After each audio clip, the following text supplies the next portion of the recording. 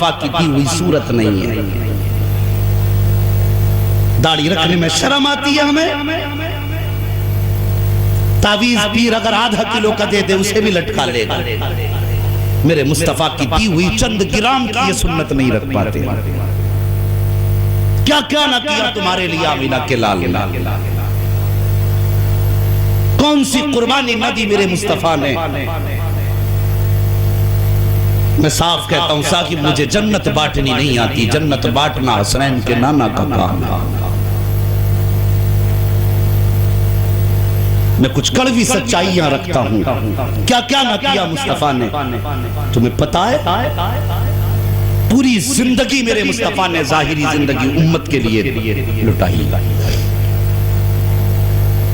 یاد رکھنا پیارے، حسنین کے نام پہ حلیم کھانا بہت آسان ہے، سیدوں کے نام پر پیٹ بھرنا بہت آسان ہے۔ کبھی ان کی زندگی کو قریب سے بھی سمجھنے کی کوشش کرو۔ صرف میرے مصطفیٰ کی ذات نہیں صاحب، ان کی اولاد کی بھی بڑی قربانی ہے۔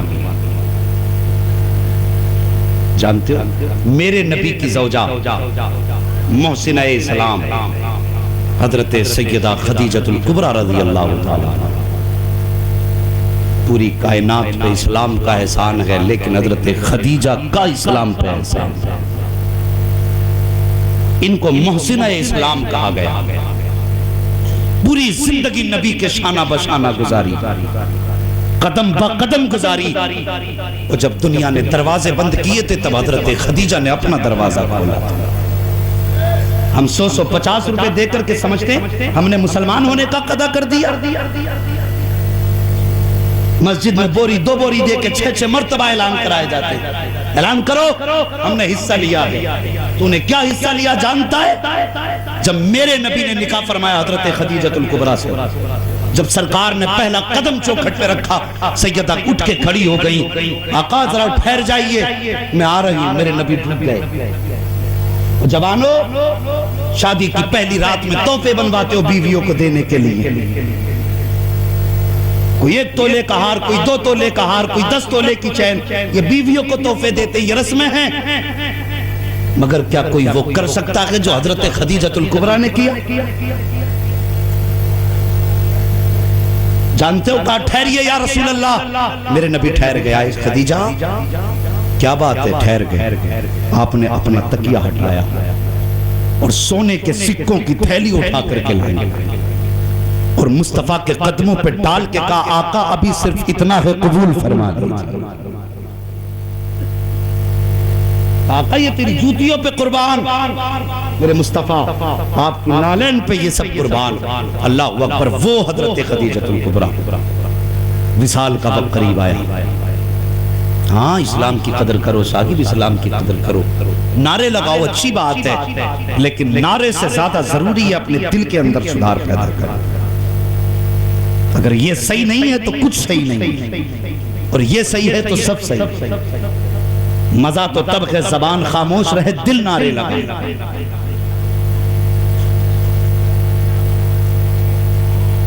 زبان سے کہہ بھی دیا لا الہ تو کیا حاصل، اس سے کوئی نتیجہ ملنے والا نہیں ہے۔ دل پاک کرو، دل۔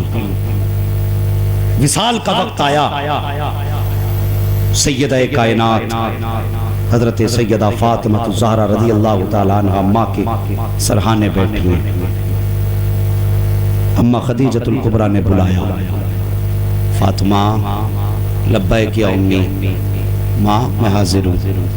3 مرتبہ آواز دیا، سیدہ اٹھ کے آئیں، ماں کے سینے کے قریب آئیں۔ ماں نے بیٹی کا ہاتھ پکڑ کے کہا فاطمہ آج کچھ مانگنا چاہتی ہوں۔ بات کوئی چھوٹی نہ تھی، اس لیے کہ نہ مانگنے والا چھوٹا تھا نہ دینے والا چھوٹا تھا۔ فاطمہ آج کچھ مانگنا چاہتی ہوں، مانگو۔ سب سے پہلا جملہ حضرت خدیجۃ الکبریٰ کا، آپ نے کہا تھا فاطمہ میرے بعد اپنے والد کو پریشان مت کرنا۔ اللہ اکبر۔ اب میرے بعد اپنے والد کو پریشان مت کرنا، انہیں تبلیغ کا کام بہت رہتا ہے۔ دوسری بات کہا بیٹی میں دنیا سے چلی جاؤں تم ساری زندگی مصطفیٰ کو میری کمی مت محسوس ہونے دو. دو باتیں یہ ہوئی. تیسری بات فرمائی فاطمہ کہا جی کہا جاؤ باہر صحن میں تمہارے بابا موجود ہیں ان سے جا کے کہو مجھے چادر چاہیے. اللہ اکبر. سیدہ کہتی امی کس لیے؟ حضرت خدیجۃ الکبریٰ کہتی ہیں بیٹی جب میں انتقال ہو جاؤں تو مجھے کفن مصطفیٰ کی چادر میں دے دیا جائے. توجہ ہے نا آپ کی ان باتوں پہ؟ بات سمجھ میں آ رہی ہے؟ تو سارے بول دو یا رسول اللہ. تھک گئے ہو تو بتاتے رہنا ہے جی. یہ مت سوچنا حاجی جی نے بلایا تو یہی بٹن دبائیں گے. ہم آپ کا منہ دیکھ کے بھی اٹھ جائیں گے. ہم پلٹتے نہیں بے جان کتابوں کے ورق, ہم وہ پڑھتے ہیں جو چہروں پہ لکھا ہوتا ہے. سمجھ رہے ہیں آپ میری بات؟ حضرت فاطمہ آئیں سرکار مقام میں اپنے صحن میں گھوم رہے ہیں. اللہ اکبر. سیدہ آئیں جب باپ کا چہرہ دیکھا, میرے نبی نے بیٹی کا چہرہ دیکھا, سیدہ کی آنکھ میں آنسو ہے. مصطفیٰ نے بیٹی کی آنکھ میں آنسو دیکھے. صاحب باپ اگر بیٹی کو بہت خوش دیکھتا ہے تب بھی رو دیتا ہے, اور باپ بیٹی کو غم میں دیکھتا ہے تب بھی رو دیتا ہے. یہ باپ کی خاصیت ہوتی ہے. سیدہ آئیں, میرے نبی نے بیٹی کا ماتھا چوما. فاطمہ بولو. کہتی بابا اپنی جان نے ایک پیغام بھیجا ہے. فرماؤ کون سا پیغام؟ کہتی بابا کیسے کہوں, لب کانپ رہے ہیں. ہاں بیٹی بتاؤ کیا کہنا چاہتی ہو؟ کہ ماں نے کہا کہ جاؤ اپنے والد سے جا کے کہہ دو, میرے مصطفیٰ سے جا کے کہہ دو اگر انتقال ہو جائے تو مزمل والی چادر میں کفن دے دیا جائے.